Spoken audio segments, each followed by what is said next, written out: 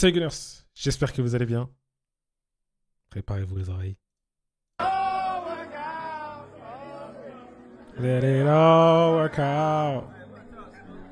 Let it all work out. Il y en a qui se disent, qu'est-ce qu'il me fait, qu'est-ce qu'il me raconte, qu'est-ce qu'il me chante, qu'est-ce qui se passe. Je vais tout vous expliquer. C'est pas fait, on se calme, calma. Intro, je vous explique tout ce qui se passe.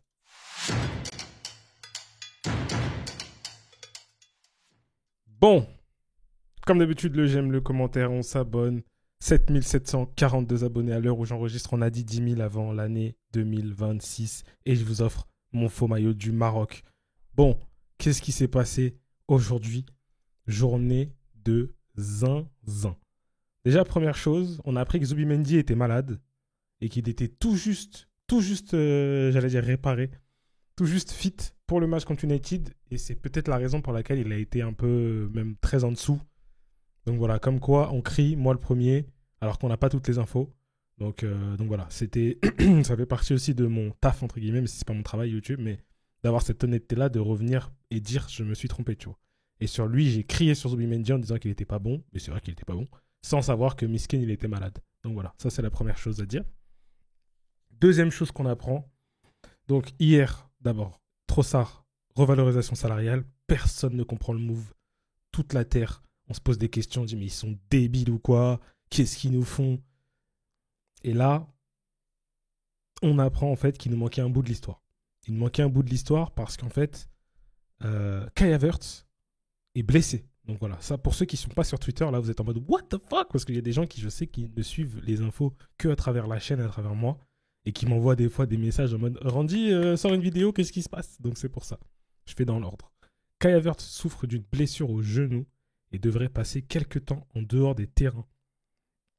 Des examens complémentaires doivent être réalisés, mais Arsenal explore le marché des transferts pour signer un joueur pouvant renforcer l'effectif et apporter de la profondeur en attaque. Et donc là, on comprend déjà un peu plus pourquoi on est parti faire cette reval de Trossard, parce qu'en fait, tu te dis, ok, je viens de perdre Havertz, je ne sais pas pour combien de temps, il faut que je garde, je suis en train de crever, il faut que je garde les hommes que j'ai. Et Trossard, pour l'impliquer, vu qu'il gagnait un peu moins que les autres, tiens, je te mets une revalorisation, maintenant t'es impliqué comme tout le monde, poto, je vais avoir besoin de toi. Donc on voit ça passer, la commu explose dans tous les sens, machin, putain, qu'est-ce qu'on va faire? En même temps, d'autres ils disent, attends, en vrai, Havertz s'est blessé, pour la commu, grâce à lui, on va avoir quelqu'un en plus, mais qui? Ça se pose des questions, il y en a qui lancent des bêtes. On voit la situation de Rodrigo. Y a une info qui sort qui dit que les agents de Rodrigo vont être à Londres demain pour rencontrer Arsenal et Liverpool. Mais est-ce que c'est vrai, pas vrai? On ne sait pas. Hein, c'est encore des rumeurs. Donc ça va dans tous les sens. Il y en a qui disent mais il faut qu'on vole aisé. T'en as d'autres qui disent allez me chercher Mateta, allez me chercher Semenyo, allez me chercher. Et en fait, le truc, c'est que à ce moment-là, on ne sait pas exactement quelle est la piste. Est-ce qu'Arsenal veut un ailier, un neuf? Il y en a qui commencent à dire allez me chercher Isaac, tout ça. Pour moi, si tu vas chercher un neuf à ce moment-là, c'est un peu chiant parce que tu auras 2 neufs et quand Havertz revient, tu as 3 neufs. Et c'est la merde. Donc la logique, ce serait d'aller chercher un ailier polyvalent que tu vas mettre à gauche, qui peut aussi pourquoi pas jouer devant. Bref, et tu t'en sors un peu comme ça en bricolant un peu. Donc voilà. Ensuite, donc on attend, la journée se passe, on ne sait pas encore sur qui on va aller. Il y en a même qui m'ont dit ouais, on va retourner sur Watkins. L'autre qui voulait du Vlahovic, bref.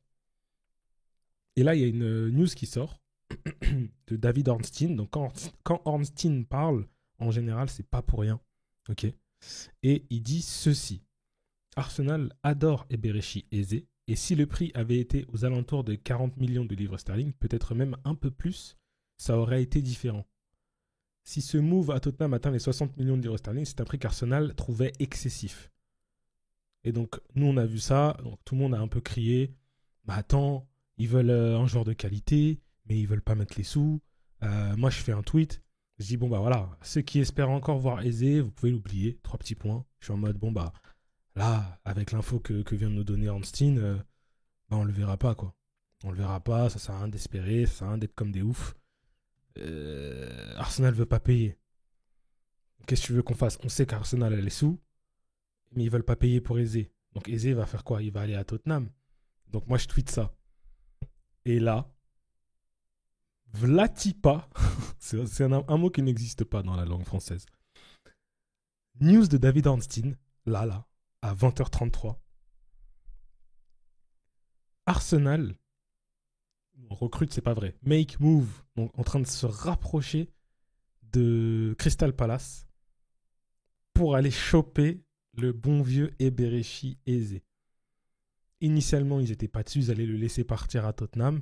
Mais là, avec la blessure d'Havertz, ils n'ont pas trop le choix que d'essayer de venir et de voir un peu ce qui se passe. Chose qui n'avait pas vraiment été faite. Enfin, si, mais ça, ils trouvaient que ça coûtait trop cher. Mais là, s'ils reviennent, s'ils refont un move pour lui, c'est qu'ils sont disposés à lâcher la quicheta. Donc, si Arsenal se rapproche de Palace pour Eze, ça veut dire qu'ils sont prêts à payer la quicheta demandée.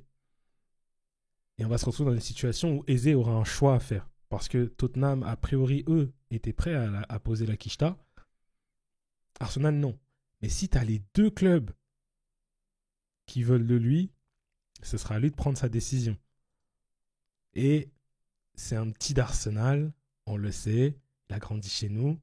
Il a été relâché par le club à 12-13 ans, je crois, si je ne dis pas de bêtises.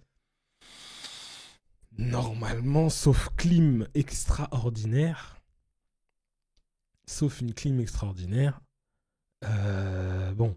Après, moi, ma seule crainte, c'est que Palace, il fasse un peu chier, mais il a une clause. Donc, au pire, tu fais péter la clause et c'est terminé, tu vois. Donc voilà, là, on est en train de m'attraper. Vous voyez, là, j'ai 20 plus notifications. On est en train de m'attraper sur ce tweet-là. En mode, ça a mal vieilli. Voilà, ça a mal vieilli et tout. Qu'est-ce que tu racontes, machin. Moi, ça me fait rire. Moi, j'aime avoir tort dans ce sens-là. J'adore ça. Si je peux avoir tort comme ça à chaque fois, ce serait avec plaisir. Donc, pour ceux qui n'ont pas compris le début de la vidéo, c'est tout simplement Eze en famille au restaurant qui chante la chanson de Lil Wayne, Let It All Work Out. C'est une chanson Lil Wayne, bref, je vais pas rentrer dans les détails, mais presque religieuse, quoi, pas loin, mais en gros, laisse faire les choses et pour aller vite, ce qui est écrit va se réaliser, quoi. Et concrètement, j'ai l'impression que c'est un peu ce qui est en train de se passer autour d'Eberechi Eze. Pourquoi? Parce que relâché par le club à 12-13 ans, il fait sa carrière, il veut venir, ça se fait pas. Dans les arrêts de jeu, blessure d'Havertz, et là Arsenal refait un move vers lui.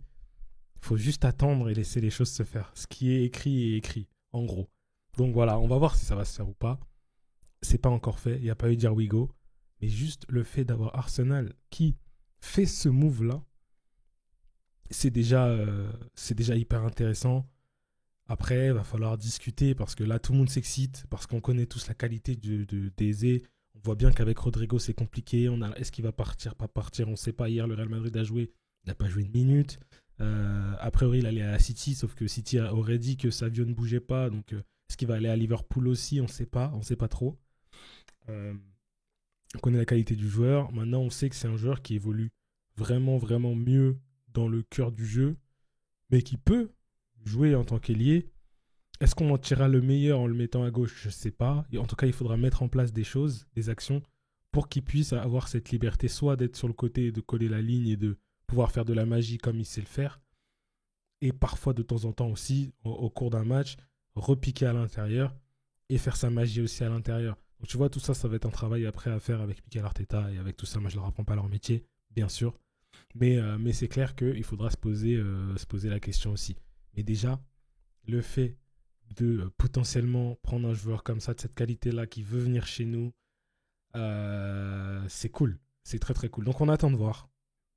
Mea culpa pour l'histoire de Trossard. Pour nous tous, là je fais un mea culpa global, général de toute la fanbase. Il nous manquait un bout de l'histoire. Donc on a eu une petite leçon là, tous ensemble. On s'est jeté sur la news, s'il y avait du sens aussi de pas être content, mais il nous manquait un bout de l'histoire. Donc comme ça, maintenant, on comprend un peu mieux pourquoi ils ont fait cette revalorisation-là.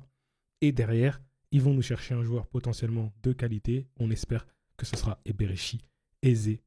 Let it all work out. Prenez soin de vous, mesdames et messieurs, comme d'habitude, et je vous dis à la prochaine pour de nouvelles aventures. Peace.